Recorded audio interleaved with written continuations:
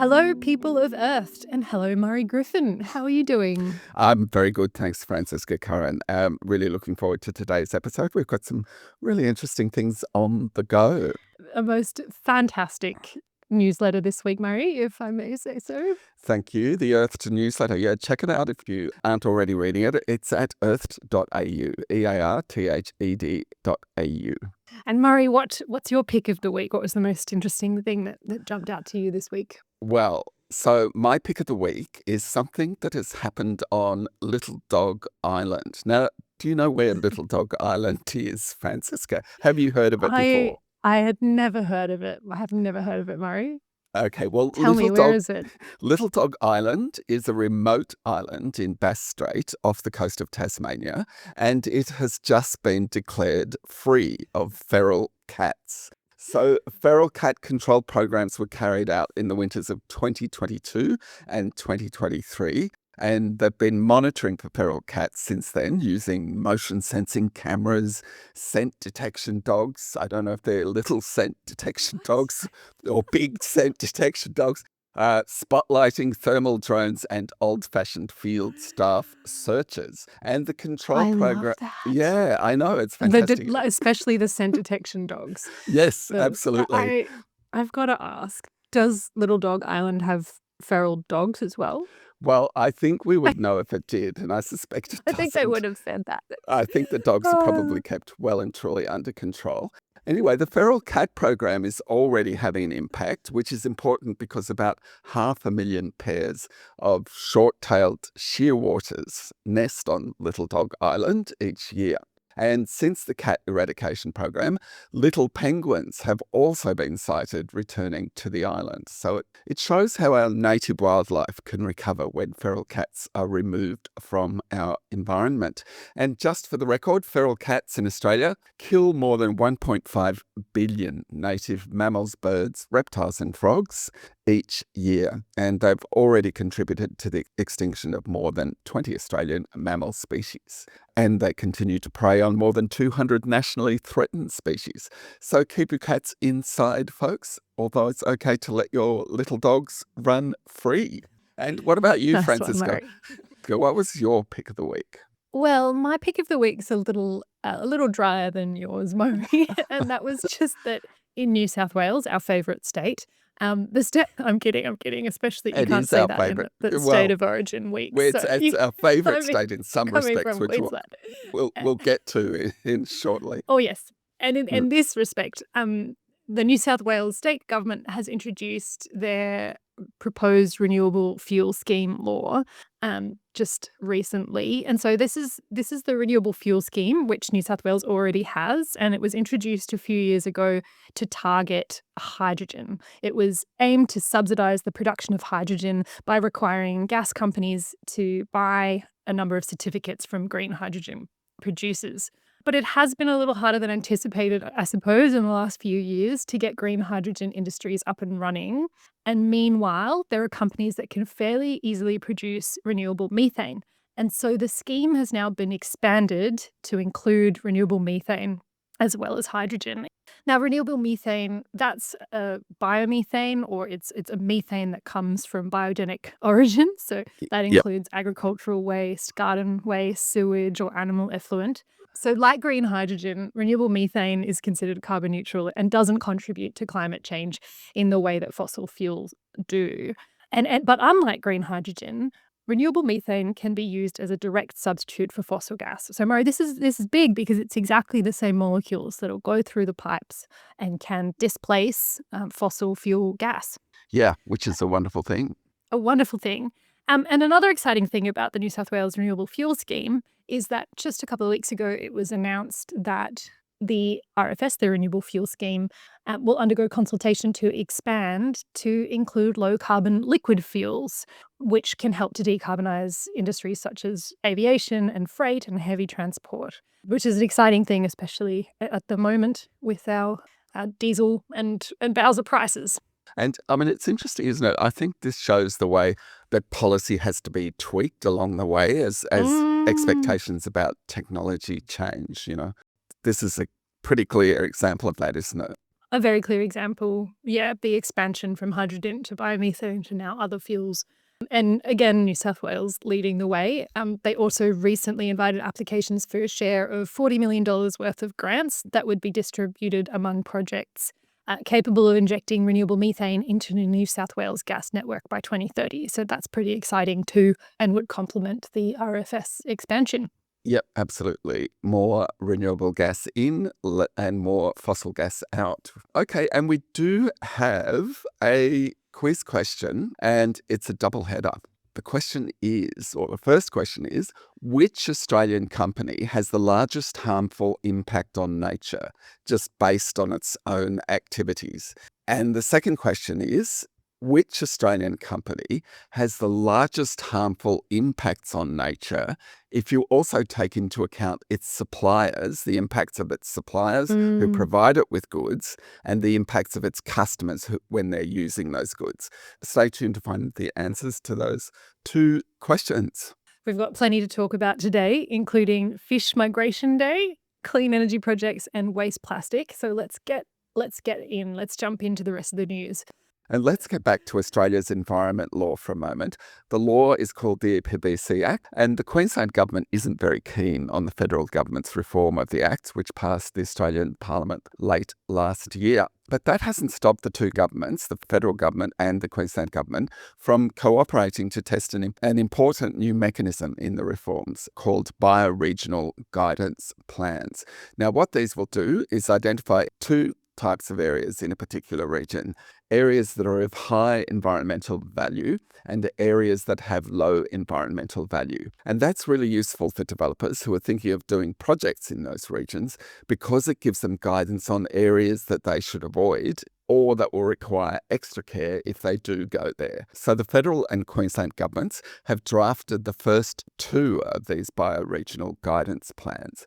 One is for Queensland's Brigalow Belt North, which is a good area for potential wind farms, and the other is the Gulf Plains area, which could support minerals mining. According to Federal Environment Minister Murray Watt, the guidance plans will support stronger environmental protections, faster and simpler approval processes for business, and more transparency and integrity around decision making. And Queensland Minister for the Environment, Andrew Powell, said Queensland has strong environmental standards, and these first of their kind draft plans are about making the approvals landscape clearer and easier to navigate. Murray, did you ever take soft plastic back to Coles or Woolies back in the day? I am going to have to confess that no, I didn't. I don't think I did. But I know there was a scheme. You didn't, because there was a bit of a scandal there. I do remember taking soft plastics back, where unfortunately the Red Cycle scheme collapsed several years ago in late 2022. But now things are starting to get back on track. Woolworths has announced it is now reintroducing soft plastics recycling at more than 700 Woolworths stores across 5 states, after gradually expanding a trial that started in Victoria in early 2024.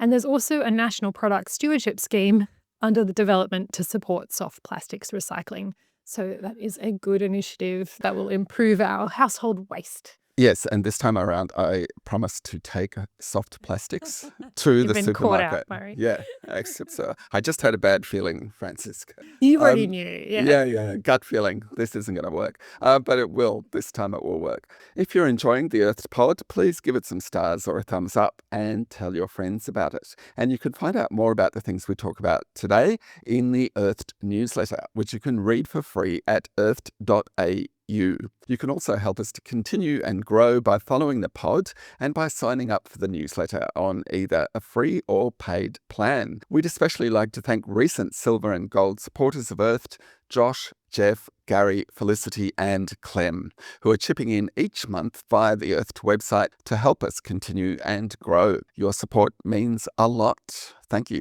Okay, until now, New South Wales has always been a happy place, hasn't it, Murray, with respect to climate and energy? Yes, absolutely. And that's because, as I think you put it in a previous episode, the two major parties in New South Wales have a long history of cooperating to introduce legislation to fight climate change and deploy clean energy. But Now that might be in jeopardy. A government bill to speed the rollout of key renewable energy projects has passed the Legislative Assembly, but this time around the Coalition opposed it. The bill would allow New South Wales Planning Minister to more easily fast-track priority renewables projects and gas firming projects as state significant infrastructure without having to consult the state's Independent Planning Commission. The bill has passed the Legislative Assembly, but the Coalition opposed it, and it remains to be seen whether it will ultimately support it, possibly in an amended form, in the New South Wales Upper House, known as the Legislative Council. Why did the Coalition oppose it in the Lower House? Well, it depends who you ask. The Coalition said it voted against it because the bill is flawed, but the New South Wales government says the Coalition is just running scared of One Nation and it's turning its back on clean energy. Yes, time will tell on that, but look, we've got to remain hopeful, don't we? Absolutely. All right. Well, now we do try to be comprehensive here on the Earth podcast, don't we, Francisca? Of course we do, Murray. That is our middle name. Yes, but somehow we missed the fact that May 23 was World Fish Migration Day, didn't we? Significant oversight on our part. That's right. We've sacked a whole team of researchers over it. Anyway, so to make up for it, here's two fish news items. Firstly, and I didn't realize this until I read this today, but cold water pollution can prevent native fish downstream of dams from breeding and thriving. So cold water pollution occurs when really cold water from the depths of major dam storages is released into the river downstream, reducing the temperature of the water to well below the natural levels to which the environment is adapted. But an innovative trial is delivering exciting results for native fish habitat and inland river biodiversity health in New South Wales. Launched earlier this year by Water New South Wales, the $26 million pilot bubble plume project is already making a positive difference by creating warming temperatures throughout the Seven Rivers Pindari Dam storage. So the newly installed bubble plume system, the largest ever in Australia, mixes the water in the dam to minimise cold water pollution during the summer months, resulting in more consistent temperatures within the dam and downstream. As a result, water temperatures at the bottom of the dam rose more than 6 degrees Celsius in 1 month, which means any dam discharges will be quite a bit warmer. Fascinating. I also had no idea about the cold water pollution. No. And this does make, I'll have to read into it all the other questions I have around, other ecosystem impacts and does this increase the control we have over water temperatures during, future climate changes, Murray? Very interesting. Yeah. And the other good news story for fish this week, which has had plenty of other benefits, is the completion of a $64 million restoration of the Panbula wetland at the mouth of New South Wales' Panbula River. The wetlands had been severely degraded because more than 130 years ago, they were drained and turned into a race course, which is no longer used. Jointly funded by the federal and New South Wales governments, the Panbula project has restored natural tidal connection to key sections of the estuarine floodplain, improving water quality, fish passage, and the health of coastal ecosystems. Ongoing monitoring will demonstrate the long-term outcomes via live stream cameras and tracking of hydrology, water quality, vegetation, and key bird species, such as the white-fronted chat. And project coordinator Michelle Richmond is thrilled with the results. Michelle said that, and I quote, "For over a century, the natural rhythm of our local environment has been restricted by historical land use, but today we are finally turning the tide on that legacy. This project represents a massive step forward in the ecological restoration of Panbula wetlands." And I loved the turning the tide pun. I know, She that got was in there. nicely done. And I liked her passion too. Yeah. You can tell she would be a great project coordinator because her passion for the project just comes shining through. Anyway, I think we have done, even if a bit late, we have done World Fish Migration Day proud I with think today's coverage. We've made up for it. We have indeed. Now it's time for some good news on cutting climate pollution emissions and rolling out clean energy. Let's start with the latest update on Australia's carbon emissions, which is known as the quarterly update of Australia's National Greenhouse Gas Inventory. The latest inventory shows Australia's emissions have fallen by 9.7 million tonnes over the past year, resulting in emissions for 2025 being 2.1% lower than the previous year.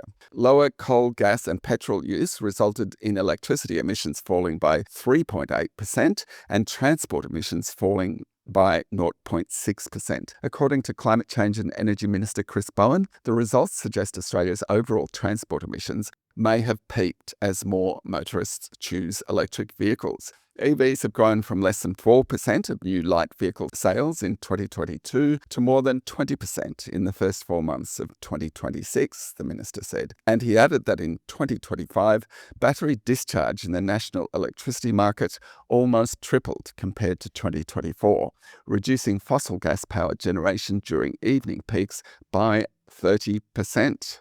And a new report from the Clean Energy Council also has plenty of good news in it. The Council's latest Clean Energy Australia report says Australia's clean energy transition broke multiple records in 2025, with renewables generating almost half of the nation's electricity and battery storage capacity tripling. Home battery installations surged 260% compared to the previous year, with more than 268,000 units installed by the end of last December. Grid-scaled battery capacity grew almost as much, with 2 gigawatts of capacity commissioned, more than triple the volume added in 2024. Battery costs fell 20% throughout the year, and Australia now ranks third in the world for utility-scale batteries, behind only China and the United States. A position that would have seemed unbelievable just 5 years ago. Let me repeat that again. We are third in the world for utility-scale batteries. That's wild.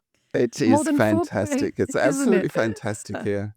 More than 4.3 million Australian households now have rooftop solar, with 2.6 gigawatts of new rooftop capacity installed in 2025. A further 5.9 gigawatts of large-scale wind and solar was commissioned in 2025, adding significant new supply to the national grid. But the council warns that investment in new large-scale wind and solar has fallen to one of its lowest levels in a decade, threatening to stall momentum as energy demand continues to rise and coal-fired power increasingly fails. To fix that situation, it's calling for changes including faster environmental assessments and approvals and better efforts to convey the benefits that clean energy projects can bring to regional communities. And speaking of faster environmental assessments, Victoria's Minister for Planning, Sonia Kilkenny, has recently approved 4 clean energy projects worth a total of $2.4 billion through the state's Fast Track Assessment Program. The Fast Track Program is called the Development Facilitation Program. The 4 projects include 3 grid-scale batteries that will add enough battery storage to power more than 500,000 homes during peak demand. These projects will create more than 3,800 jobs across construction and operations, according to the minister. But while clean energy projects can be fast-tracked in Victoria now, it's not certain that the fast-track will last. Victoria goes to the polls in November, and the Coalition has committed to making clean energy projects ineligible for the Development Facilitation Program. Staying in Victoria, and the Victorian government-owned SEC has launched Easy Electric SEC, an online one-stop shop designed to help Victorian households switch from gas to electric appliances. The digital platform lets users explore electric options, estimate costs and savings, and ask for quotes from SEC-endorsed suppliers and installers. Meanwhile, Stan Crepan, Chief Executive of Solar Victoria, has announced that the state government Solar Homes program has now provided 500,000 rebates and interest-free loans. That includes support for more than 340,000 solar PV systems across Victorian homes, which are generating 2.5 gigawatts of clean energy every day. According to Stan Crepan, Victorians are saving $1 billion a year through these investments in solar batteries, efficient electric heat pumps, solar for business, EVs, and heating and cooling upgrades. So last week we were complaining about some of the acronyms we come across for climate change and energy program. But we like to hand out praise as well as criticism, don't we, Francisca? Absolutely. And in this area in particular, I think, Murray, is Yes. important. It's close to your heart. That's right. And we'd like to give a gold star to a South Australian program that's providing financial support for new grid battery projects. And these battery projects help to stabilise and firm the grid. The scheme is called the Firm Energy Reliability Mechanism, or, drumroll please, FERM, F-E-R-M for short. Terrific acronym. Fantastic. So good. You know exactly what it's about. Yeah, Wonderful. that's right. The first firm tender has just concluded in South Australia, and it's resulted in 6 grid-scale battery projects receiving offers of firm agreements. That doesn't mean these projects get grants. Instead, what they get is a bit more certainty about their revenue through underwriting contracts that mean the state government will step in if the revenue the batteries get from the electricity market falls below a certain level. And in exchange, the batteries have to undertake to provide an agreed amount of dispatchable energy when the South Australian grid is under stress. 6 projects will add more than 4 times the capacity of the world's first grid-scale battery, which is the Tesla battery that was installed in Hornsdale, South Australia in 2017. It just goes to show how quickly the clean energy sector is growing. So why does South Australia need more batteries? Well, during very hot weather in January in particular, it had some short-lived but extreme price spikes due to low generation and little available battery capacity. That meant it had to briefly rely on very expensive gas generation. Having more grid batteries will help to fix that. More electric vehicle owners will be able to use their cars as batteries on wheels after an Australian vehicle-to-grid and smart charging pilot received a funding boost, which will test how EVs can help power homes, cut bills and support the grid. With $13.6 million in additional funding from the Australian Renewable Energy Agency, ARENA, Australian energy provider Amber Electric is going to enrol another 950 customers in its vehicle-to-grid pilot program and more than 1,000 in its smart charging program. Amber Electric's smart charging technology can automatically charge EVs when wholesale electric prices are low and when rooftop solar generation is abundant. The technology can be paired with V2G-capable cars and compatible chargers to power an EV driver's home. Drivers can also choose to sell electricity to the grid when it's needed. Also, over the last week, 3 organisations have issued 3 absolutely amazing reports, groundbreaking reports, in fact, and we're going to close out today's show by looking at each of them, and we'll also put the links to all 3 in the show notes. First up, think tank ClimateWorks has released a major report on Australia's land use future. ClimateWorks says Australia can restore biodiversity and reduce and remove carbon emissions, all while maintaining a thriving farming sector. So it's put the evidence together and said, yes, we can pull off this hat trick. And it's not just based on wishful thinking. It's based on an incredibly detailed analysis of Australia's landscapes done with the help of Deakin University. The analysis mapped the best way to use and manage land to meet climate and biodiversity targets without compromising economic growth and food and water security. And it concludes that carrying out environmental plantings, in other words, planting a mix of native grasses, shrubs and trees across 11.6 million hectares of land could sequester 109 million tonnes of carbon emissions per year by 2050. But the report says that's just one part of the puzzle, and there are other things we need to do. In particular, it says we need a more coordinated approach to transition planning in land use, along the lines that we already do for the energy sector. The Climate Work report says that if we get things right, then restoring and protecting ecosystems will deliver a triple dividend for biodiversity, carbon storage and resilience, while improving agricultural productivity. I definitely recommend everyone gives it a quick read of that report. There's this fantastic figure that just highlights how many different policies and plans impact the land sector in Australia, which I thought was interesting. Yep. And the second report we wanted to share today, which includes the answers to our quiz questions, is from the Biodiversity Council. The Council has just released a report on nature impacts generated by Australia's 200 largest publicly listed companies, so ASX 200. In an Australian first, the report identifies the industries and individual companies with the most harmful impacts on nature because of their water consumption and pollution, their carbon emissions, their clearing of land, or as a result of air pollution. So according to the report, Rio Tinto is far and away the company with the highest impact, mainly due to water consumption and pollution. It's followed by BHP, again mainly for its water consumption, and then by AGL Energy, mainly for its carbon emissions. The report assesses their impacts in a really interesting way. What it does is say, okay, to have the same impacts on biodiversity as this company, how much natural land would you need to convert into urban use land, into an urban area? So, for example, the report says that for Rio Tinto, the amount of impact they have, it concludes that you would need to convert 5,700 square kilometres a year from natural land into urban land each year. And for BHP, that number would be 2,400 square kilometres a year, and AGL would be 2,300. Now, you might think, wow, that's a lot, but these estimates are only for the immediate impacts of these companies.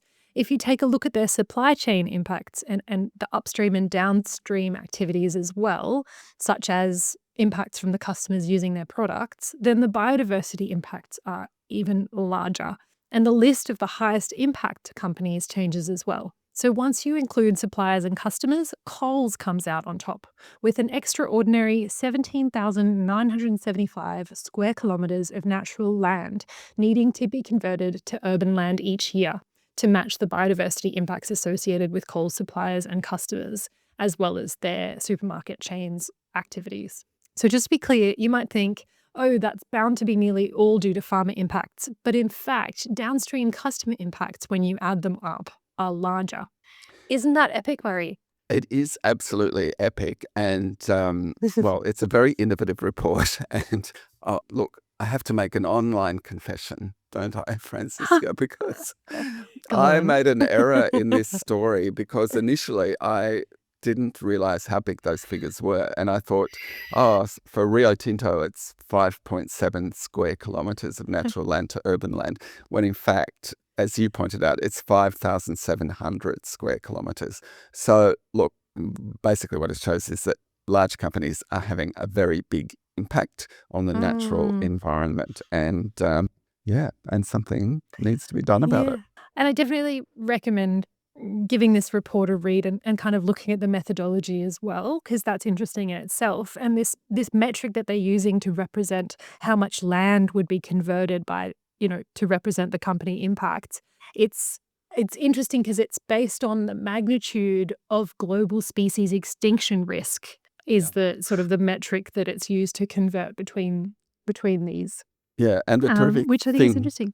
yeah, and it gives us something that we can compare. It gives us a way of comparing impact between different companies. I mean, to be fair to companies, it's hard to minimize impacts on nature, but clearly this report shows that much more needs to be done.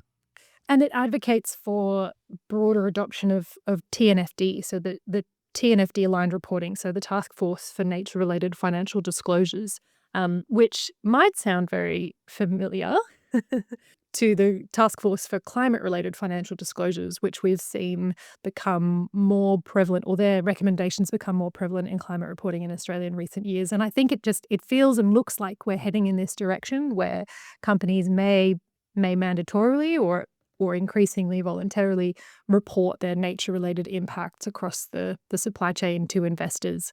So it's an interesting and evolving space. It is indeed. The third report is from a think tank called Common Capital, which has just released a report on cutting carbon emissions in small to medium industrial gas customers by electrifying their operations. The report estimates there are around 8,000 small to medium industrial gas customers across food and beverage, pulp, paper and paperboard manufacturing, and a range of other smaller manufacturing sectors that could cost-effectively electrify it today. According to the report, these businesses just need the right mix of state and national policy support, and cutting gas use by these businesses would have a big payoff. The report concludes that if these businesses used electricity instead of fossil gas to generate the heat they need for their manufacturing processes, there's the potential to cut carbon emissions by as much as 2.8 million tonnes each year. It also concludes there are a range of commercially ready electric technologies that could be retrofitted in existing industrial facilities without major plant rectification work. The report recommends one way to help these businesses to electrify would be to amend energy efficiency schemes in New South Wales and Victoria so that these schemes provide more support to these businesses. Finally, a shout out to the New South Wales Department of Primary Industries and Regional Development, which has just won a Planning Excellence Award for its Climate Vulnerability Assessment project.